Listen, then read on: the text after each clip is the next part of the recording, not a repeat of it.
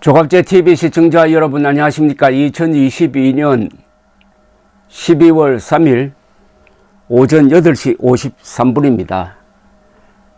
오늘 아침에 배달된 조간신문에는 오늘 새벽에 있었던 도하의 기적이 전혀 실리지 않았습니다. 마감시간 관계로 그렇게 된 겁니다. 그 대신 서울 지역에는 눈이 왔습니다. 아주 기분 좋은 아침입니다. 그러나 서훈 그리고 문재인 등 몇 사람에게는 그런 아침이 아닐 것으로 생각이 됩니다. 왜냐하면 서해 공무원 피살 진상 은폐 사건으로 검찰 수사를 받고 있는 서훈 전 청와대 국가안보실장이 오늘 새벽에 구속됐습니다. 서울중앙지법 김정민 영장전담부장판사는 오늘 범죄의 중대성 및 피의자의 지위 및 관련자들과의 관계에 비추어 증거인멸 우려가 있다면서 구속영장을 발부를 했습니다. 서훈 전 실장은 문재인 정부 시절이던 2020년 9월 북한군 총격으로 사망한 해수부 공무원 이대준 씨가 자진월북했다는 근거가 부족한데도 해양경찰청에 이대준 씨의 월북 정황을 발표하도록 지시한 혐의를 받고 있습니다. 그는 또 군사통합정보처리체계 첩보와 국가정보원 첩보 가운데 이대준 씨의 월북 정황과 배치되는 정보를 삭제하라고 국방부와 국정원에 지시한 혐의도 받고 있습니다.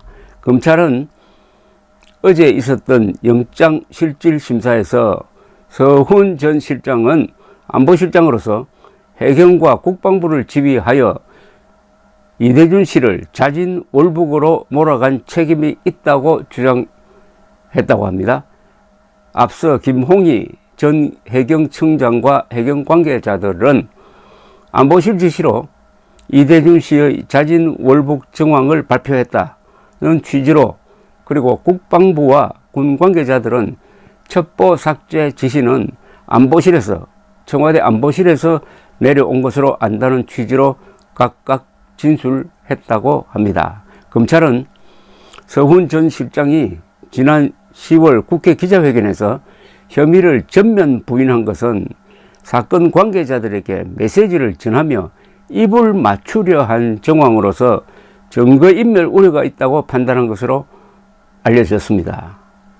반면에 서훈 전 실장은 이 씨의 월북 정황과 배치되는 첩보를 삭제하라고 지시한 적은 없다고 혐의를 부인하고 있다고 하는데, 문재인 전 대통령까지 나서가지고 지난 1일 입장문을 발표를 하고 당시 안보부처들은 획득 가능한 모든 정보와 정황을 분석하여 사실을 추정했고, 대통령은 특수정보까지 직접 살펴본 후 그 판단을 수용했다고 했지만은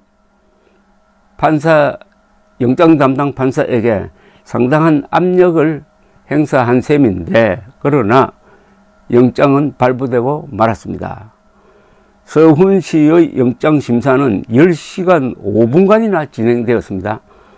이는 2017년 박근혜 전 대통령의 영장심사 시간 8시간 42분을 넘어서는 역대 최장 기록을 세웠습니다. 한편 검찰은 앞서 구속됐다가 구속 적부심을 통해 석방된 김홍희 전 해양경찰청장, 서욱 전 국방부 장관, 그리고 오늘 구속된 서훈 전 실장을 추가 수사한 뒤에 이들을 기소할 방침으로 알려졌습니다. 정의가 구현되고 있습니다. 정권이 바뀌니까 정의가 구현되고 있습니다. 문재인 씨는 서훈 그리고 서욱 전 국방장관을 변호하는 입장문을 발표를 했지만은 그 내용 자체가 이미 문제가 있습니다. 그 내용을 보면은 자신이 뭐 지시한 것처럼 그렇게 되어 있습니다. 그러니까 다음 단계의 수사는 문재인을 수사를 해야 된다는 이야기입니다. 감사원이 전직 국가 수반인 대통령에 대한 예의를 갖추어 가지고 서면 질문장을 보냈더니 문재인 씨는 화를 벌컥 내면서 간접적으로 무례한 짓이라는 아주 간접적 반응을 보였습니다. 이전에 이미 여러 전직 대통령이 서면 질문에 답을 한 적이 있습니다. 그런 관례가 있습니다. 무례한 짓이라고 하면서 가만히 있더니 서훈 씨에 대한 영장실질 심사 하루 전에 이런 발표를 한 것은 판사의 심리적인 압박을 가하기 위한 것이었다.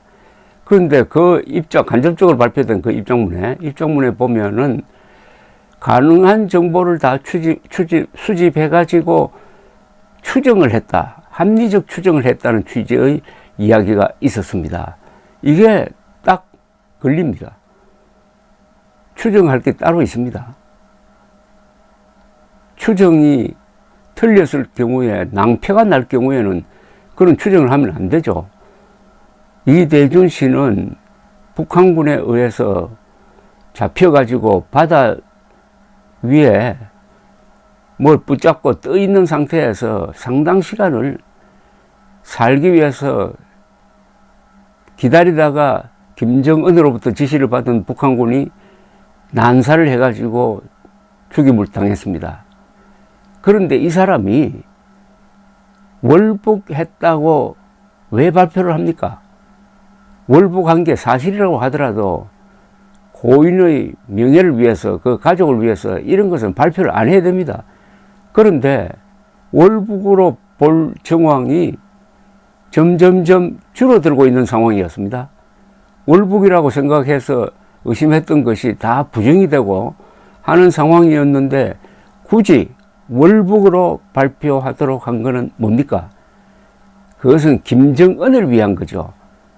김정은이 국제사회에서 욕을 먹지 않도록 월북한 자니까 사살해도 괜찮다. 월북한 자니까 내가 살릴 수 있었지만은, 그리고 전화 통화만 하면은 김정은을 부를 수 있었지만은 청와대에 있는 그 전화기를 들지 않았다. 그런 뉘앙스를 깔고 월북 조작을 한 것 아닙니까? 본인이 고백을 했습니다. 추정했다고. 확실한 정보는 없지만 가능한 범위 안에서 추정을 했다. 이렇게 변명을 했습니다. 이제 다음 단계는 이 문재인을 수사를 해야 됩니다. 감사원 조사를 거부를 했으니까 이건 구속감입니다. 문재인 구속 수사를 강력히 요구하는 바입니다. 한편 남아있는 수사거리가 또 있습니다. 2019년에 탈북한 어민 2사람을 강제 북송한 사건입니다. 이것도 분명히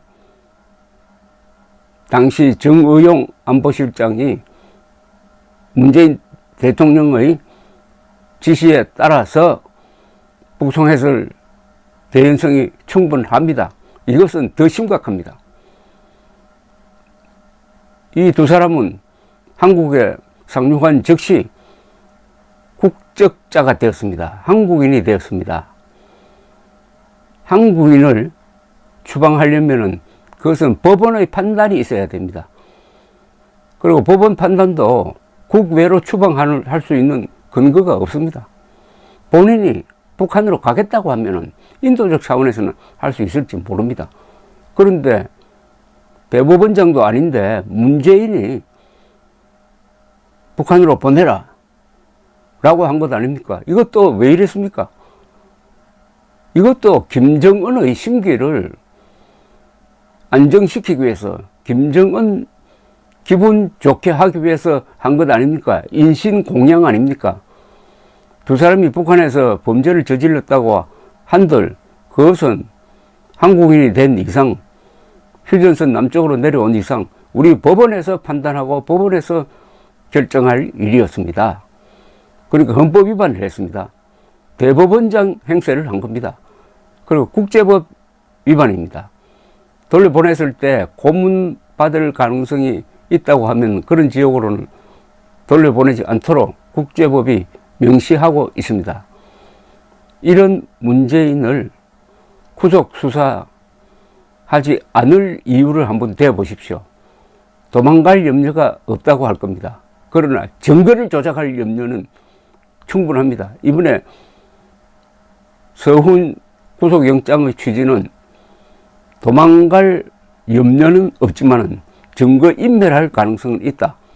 왜냐? 그 사람의 직위, 부하였던 사람들과의 관계. 그렇다면 요건 딱 떨어집니다. 요거는 오늘 구속영장 취지는 그대로 문재인을 구속수사해야 할 이유가 되고 있습니다. 감사합니다.